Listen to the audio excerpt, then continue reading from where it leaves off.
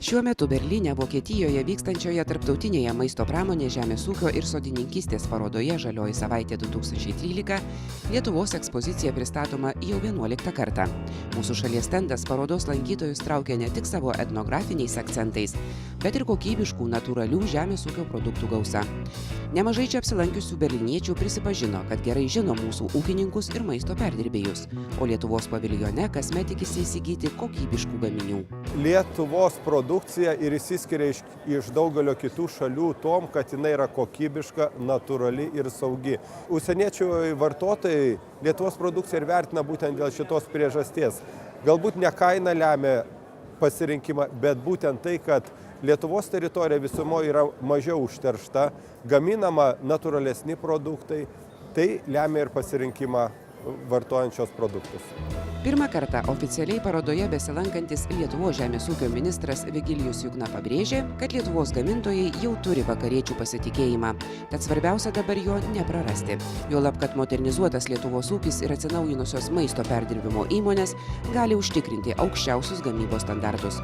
Ypač didelę reikšmę mūsų šalies žemės ūkio modernizavimui turėjo Lietuvos kaimo plėtros 2007-2013 metų programoje numatyta ES parama.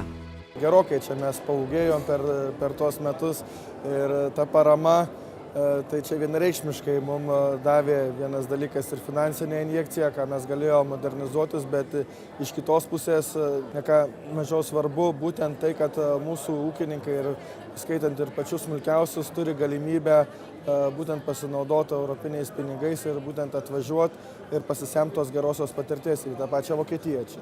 Berlyno Žaliojoje savaitėje šiemet dalyvauja 14 Lietuvos įmonių ir ūkininkų.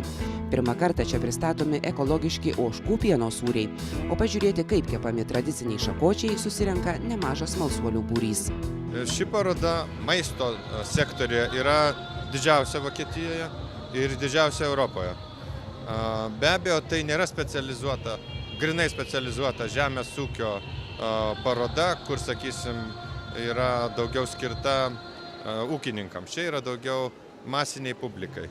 Bet jinai dėl to yra labai populiari visuomeniai ir Vokietijoje yra gerai žinoma, ypač Berlyne.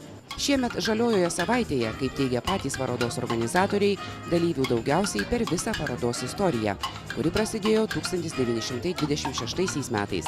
67 valstybės atstovauja daugiau nei 1500 delegatų. Ekspozicijoms skirti 26 paviljonai, kurių plotas 115 000 kvadratinių metrų. Paroda veiks iki sausio 27 dienos.